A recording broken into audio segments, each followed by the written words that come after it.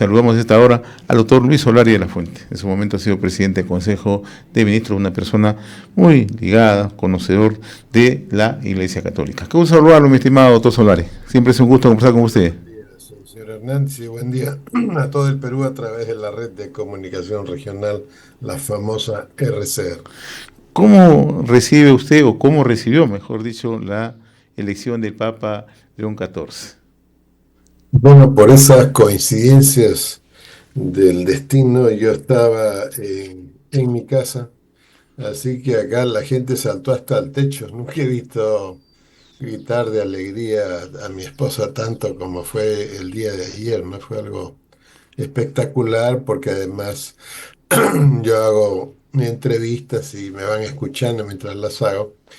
Y yo siempre había puesto a Monseñor Prevost en la lista de los papables desde el momento en que el Papa lo llamó a Roma a las dos posiciones importantísimas que él ocupó hasta el momento de ser elegido, pero hasta el momento que fallece el Papa Francisco, ¿no?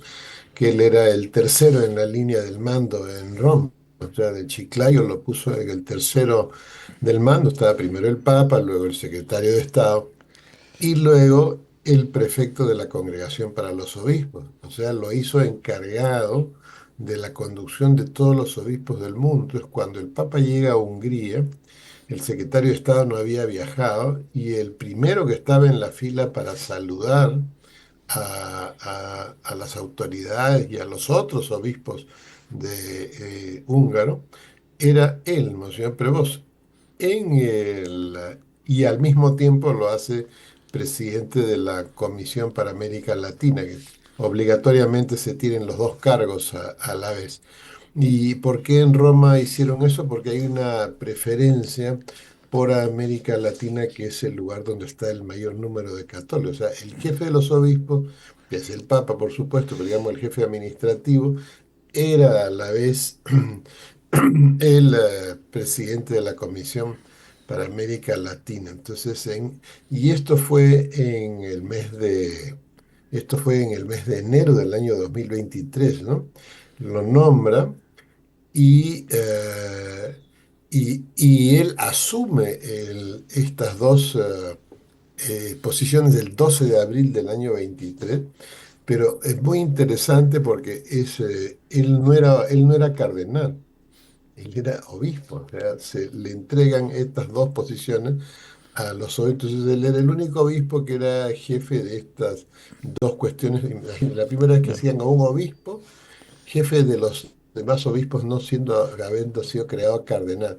Recién el 30 de septiembre es que él asume el cardenalato y él es el encargado, a nombre de todos los cardenales de ese momento que estaban siendo creados, de hacer el discurso de agradecimiento al Papa por tal designación. O sea, han habido en forma permanente algunos signos. ¿Y qué pasa? Que él no era pues un cardenal de andar en los medios, tampoco cuando era obispo, ¿no? Él era un obispo de la trinchera, no era un obispo de pedestal, ¿no? No un administrativo, no, no, un obispo de trinchera. Usted tiene una historia y quizás el elemento más importante porque él puede haber llamado la atención del Papa Francisco para encargarle de estas dos grandes posiciones, es que él fue durante 10 años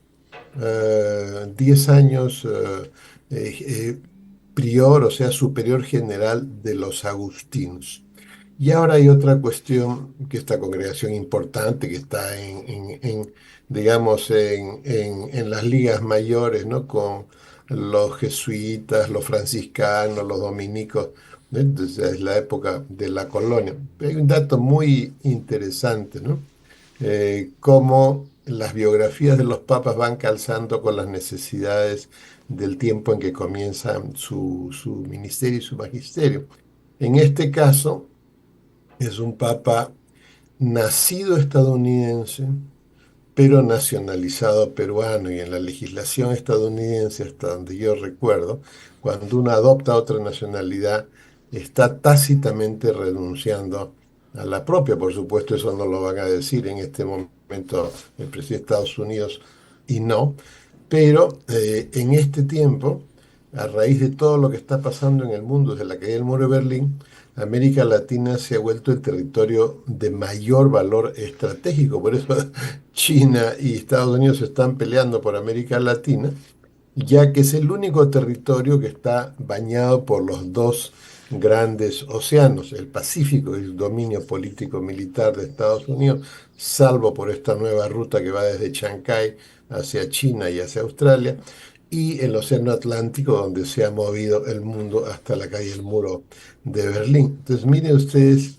cómo, así como Claro. cuando cómo hace el Señor con su inspiración divina, y con esto termino, cuando es elegido el Papa Francisco, escoge un Papa latinoamericano, pero que le caiga bien a los europeos. Era un papa hijo de italianos, con nacionalidad obviamente italiana, por lo tienen que haber escrito en el consulado en esa época, y con eso se maneja todo. En este caso, mire usted lo que está pasando en el mundo. Es un papa nacido estadounidense, pero con un magisterio de Claro. vida en América Latina, con un español perfecto para poderse comunicar, formado en la trinchera, pero que además al presidente de Estados Unidos le puede hablar no en un inglés aprendido de adulto o de joven, sino en su idioma natal, es decir, a una velocidad y con un lenguaje que es absolutamente original. O sea, estas no son casualidades. Y finalmente, en la historia del papado en el mundo, es el primer papa, y esto lo digo por primera vez en público, es el primer papa que se origina en el Pacífico, ¿no? En el Pacífico. O sea, todas estas connotaciones las cito para que se vea la sobrenaturalidad de la elección del papa, ¿no? No son, no hay campaña, no hay elecciones, no hay nada, yo te digo, no hay cuchillo, no, no, no. Hay una sobrenaturalidad que a la hora que uno revisa la biografía de un papa, calza exactamente con la formación necesaria para el tiempo en el que le toca ejercer su pontificado. ¿Conoce usted al Papa, al Monseñor Robert Peros, hoy el Papa León XIV? Sí, porque él ha sido vicepresidente de la conferencia y presidente de la Comisión de Educación, y por algunas razones he tenido que conversar con él brevemente, por supuesto, y no porque cuando ya él ya era obispo de Chiclayo y asumió el cargo, además de gran canciller de la Universidad Diocesana de la Universidad Santo Toribio, allá en Chiclayo. Aparte de eso, cuando él recién lo eligen y cuando él ya es cardenal, que tuvimos un epistolario muy, muy breve, ¿no? Una carta de Claro. felicitación como el primer ministro, y además porque lo conocía, ¿no? Con esa cordialidad, y tuvo la generosidad de responderme, ¿no? Entonces había una... Ya por supuesto, ya su correo electrónico ya no existe desde que llegó, desde que ya tomó los cargos en posesión definitivamente, ¿no? Le escuchaba ayer con mucha atención una entrevista que usted concedió El Montonero, que dirige nuestro buen amigo Víctor Andrés Ponce, ¿no? Y Me hablaba, alegra que lo cite porque significa que en su corazón, señor Hernández, y en la RCR no hay envidia, sino fraternidad con no, otros periodistas. y además es la característica que tenemos acá en RCR y aprendemos también de los buenos modales que se deben tener en estos momentos, ¿no? Y saber el reconocimiento. Y lo escuchaba, como le explicaba, con mucha atención, ¿no? Y usted hablaba que el Papa León XIV tiene que asumir un conjunto de retos, ¿no? Si tuviéramos que enumerar, doctor Solari, ¿qué retos tiene que asumir? Porque además usted acaba de mencionar algo muy puntual. Todo su trabajo misionero, su trabajo apostolar lo ha hecho en el Perú. 38 años en el Perú, desde su llegada en el año 1985. Entonces creo que hay una mirada muy cercana a lo que ocurre en la región latinoamericana, pero también una mirada muy cercana a lo que ocurre en el mundo. Sí, él ha ido y venido a lo largo de casi 40 años, pero digamos sólidos en el Perú 22, Claro. pero 22 en el lapso de ese. Bueno, es importante relatar dónde se origina este pensamiento que voy a compartir con ustedes. Y es que en el año, me parece, de 2008-2009, yo ya era decano de la Facultad de Ciencias de la Salud de la Universidad C. Sapienza, que está en Los Olivos, y me convoca Monseñor Paniza, que es franciscano capuchino, y me dice, quiero que dictes un curso en un diplomado que se llama el curso Política en la Doctrina Social de la Iglesia. Bueno, ¿cuántas horas? 33. Uy, que me va a sobrar tiempo. Bueno, al final faltó tiempo. Pero yo decidí en este dictado no hacer, pero vamos a hablar de la familia, que dijo el Papa tal, el Papa cual, el Papa así. No, no, no. Yo hice un dictado histórico. O sea, comencé, por supuesto, con el Papa León XIII, el predecesor de Monseñor Prevost, y yo hacía una reseña biográfica y una mirada en espejo con el momento histórico del mundo en el que transcurría esta biografía del Papa y cómo esa vida del Papa calzaba exactamente con la realidad que había que tener. Por ejemplo, el Papa Pío XII, ¿no es Así cierto?, es. que formado en relaciones internacionales, le toca la Segunda Guerra Mundial. Paulo VI, que prácticamente era del Departamento de Estado, le tocó toda la revolución, la movilidad, la urbanización de las naciones, etcétera, etcétera. Bueno, ¿qué le ha tocado al Papa León XIV. Francisco? ¿Qué le ha tocado al Papa Francisco? Al Papa Francisco le ha tocado ser el pastor de un mundo nuevo, de un primer tiempo que va exactamente entre la caída del muro de Berlín y el año 24. ¿Por qué el año 24? Porque en el año 24 se producen más de 80 elecciones en más de 60 países, irrumpe la emergencia, perdón, irrumpe la inteligencia artificial, que no es un avance tecnológico solamente, sino que es la herramienta más poderosa que tienen los hegemones del mundo, China, Estados Unidos, para administrar y gestionar la hipercomplejidad. O sea, el mundo se ha vuelto demasiado articulado, demasiado complejo, demasiado interconectado, demasiadas cosas nuevas, demasiada velocidad, etcétera, etcétera. Y a nosotros nos dan las migajitas, ¿no? ChatGPT, esas cosas. Pero estos centros de poder tienen cuestiones y ninguna película de ciencia ficción las estaríamos viendo.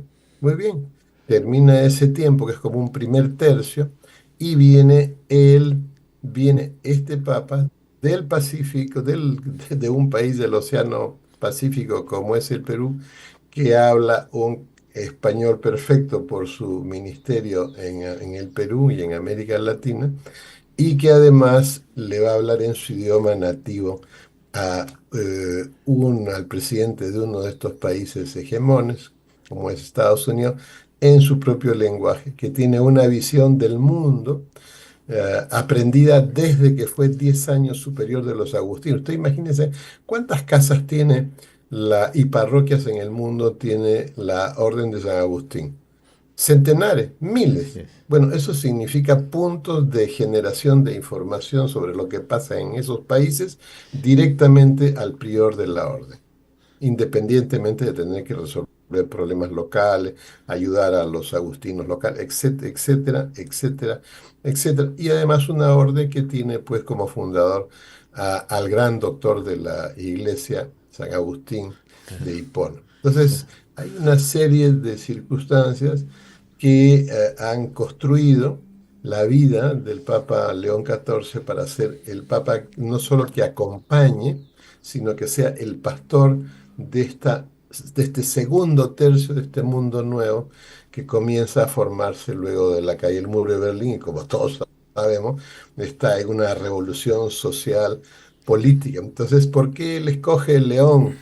Bueno, León XIII es el gran papa, el gran pastor, el gran acompañante, el gran predicador de la revolución industrial.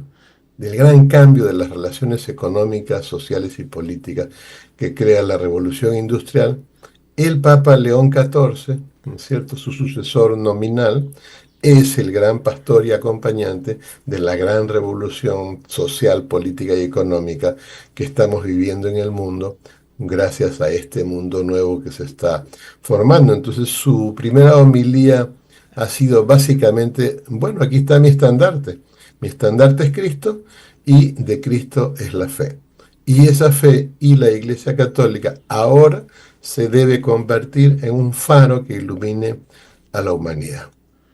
Más claro el agua y como usted ve, todito puntada de costurera con punto fino, desastre con punto fino, es construido a lo largo de su vida para que el Señor, por medio de los cardenales, lo convierte en León XIV. Una historia espectacular, ¿no? Y un motivo de orgullo para quienes somos católicos, quienes creemos en la fe y sobre todo conociendo toda la labor pastoral que ha desarrollado el Papa León XIV. Yo le agradezco la gentileza, mi estimado doctor Solari, como siempre. Honrado de estar con ustedes. Muy buen día.